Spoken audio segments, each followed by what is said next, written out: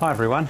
Last Thursday I finished my first Great Southern Brevet bikepacking event, and in this video I'm just going to talk a little bit about my gear and some of the changes that I've made to my bike setup for that. The GSB follows a really mountainous route through the Canterbury, Otago and Southland Mountains, following an 1100 kilometre course with about 18,000 metres of climbing. I was trying to ride a 5-day time and came in 5 days, 1 hour and 49 minutes, which I was pretty happy about. The course varies from year to year, but some veterans of GSB reckon that this year's was about the hardest they'd ever done.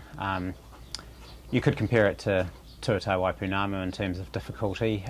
It doesn't have the mandatory carrying of the bike that TTW's got, but the two do both have a lot of hiker bike, a lot of pushing.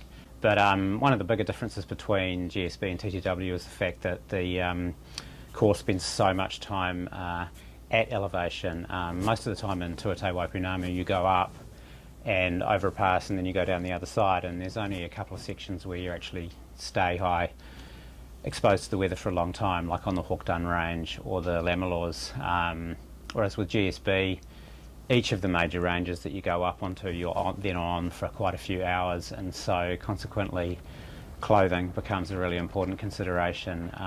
Essentially you need to be using the same gear you would take when you go tramping to be able to move confidently in those conditions, comfortably, and to not risk getting hypothermic. So firstly, I reconfigured my bags on my bike slightly, mainly because of food availability. I wanted to have more access to more kinds of food at once, because I find with pallet fatigue and efficiency at resupplies, it's good to have not only lots of places to store food, but also food variety, so that if you don't feel like eating one thing, you can eat another. And in Tuatau Waipunamu, I kept my water bottle in here and only had this for food, and I used this as a glove box for everything else, like sunblock and headphones and lippy, etc. And so this time I had both of those available for food, and that meant that I had to move my water bottle somewhere else, so I used a smaller frame bag, the Revelate Choss, which is an excellent little bag.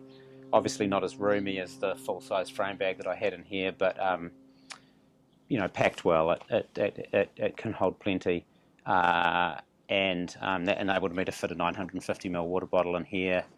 And then down here I've got a wolf tooth roll top waterproof bag with a B-Rad mounting cage, which just mounts onto the water bottle mounts, and I use that to carry my densest, heaviest things, which is basically my batteries and power bank and charging cables. So that stuff's inside a second dry bag inside there too, to keep it extra waterproof, and it's convenient and easy enough to reach without having to unpack other bags too, so that worked really well for me. Other changes to the bike: I swapped out my Cell Anatomica saddle for a Ergon SM Pro. That gave me over a 200 gram weight saving. As comfortable as Cell Anatomicas are, I find that they don't actually last that long. The leather stretches a bit too fast, and they're heavy. I still think it's an amazing saddle for touring, but for racing I'd rather run something a little bit lighter. And another wee addition that I've made to the bike is this Far carbon mini aero bar.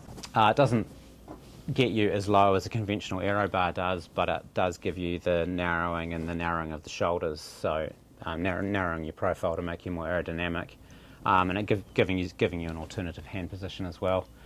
And using that instead of an aero bar, I save, you know, a basic aluminium aero bar is about 500 grams. In the past I've used a Lazine microfloor drive pump, but this time swapped out to the Wolftooth N-Case 85cc pump.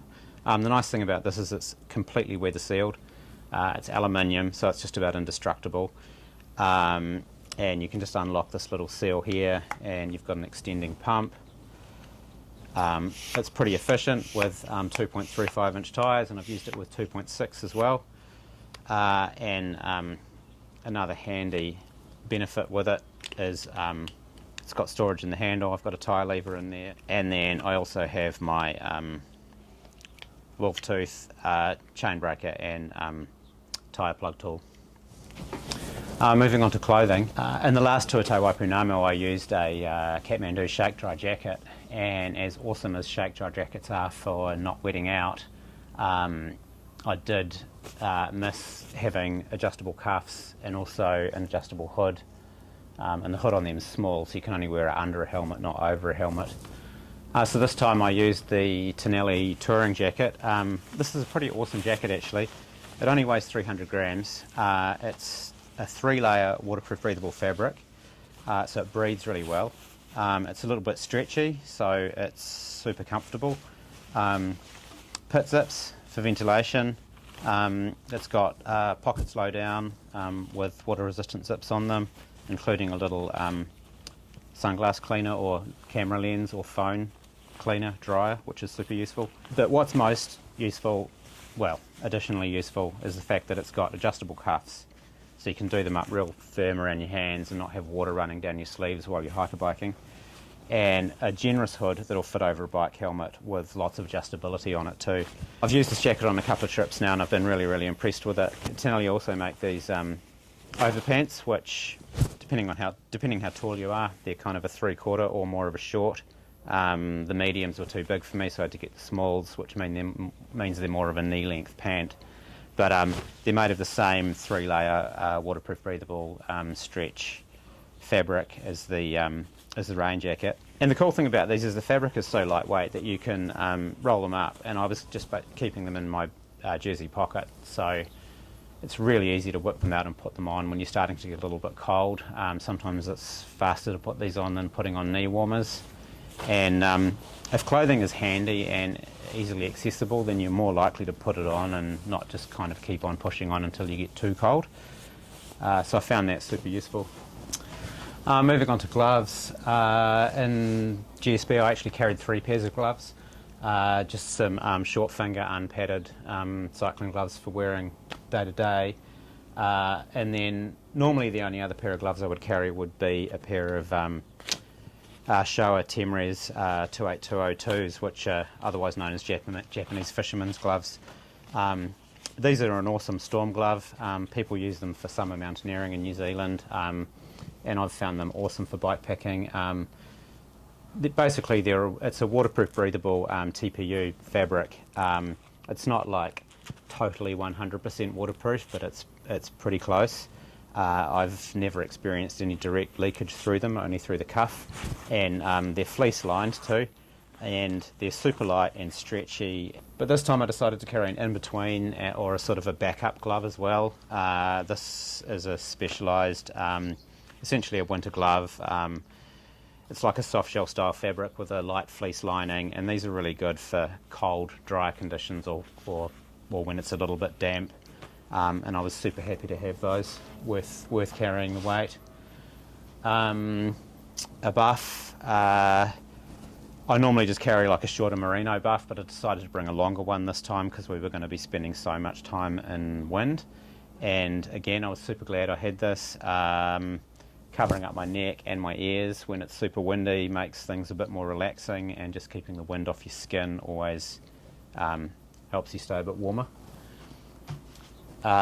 Soft shell beanie. This thing again is another incredible bit of gear that I've been using for years. Keeping the wind off your head on fast descents makes an incredible difference to your warmth, or if you're just moving slowly in strong wind. And I find the warmth that this adds is almost as much as just putting another layer on your torso. Gore-Tex socks, they're just an over sock, so you just put them on over your cycling socks. But because I wear mesh, or my biking shoes have got quite a lot of mesh on them, these keep my feet nice and warm in the snow. I find keeping my feet warm in cold, wet conditions actually helps contribute to core temperature, essentially because you've got no fat around your ankles or your feet, and so they get cold, the blood cools down, and having that blood circulating back into your body a bit warmer I think always helps. Quite a big clothing change for me was moving from a down jacket to a synthetic one. This is the Rab Zen Air Primaloft jacket. It's called the Zen Air Alpine Light. And what I like about this is that you can put it on under your rain jacket on a day when you're on the tops and it's cold and wet, and not worry about it wetting out like a down jacket would. It's also good for just sticking straight on over your rain jacket in dry conditions when you want to warm up a bit. It's not as warm as a down jacket, but for summer conditions in New Zealand, it was plenty. I've been using this a wee bit now on bikepacking trips and found it really, really good. And that's it. Thanks for watching. There'll be a link to my full kit list for GSB in the comments below. Until next time, cheers.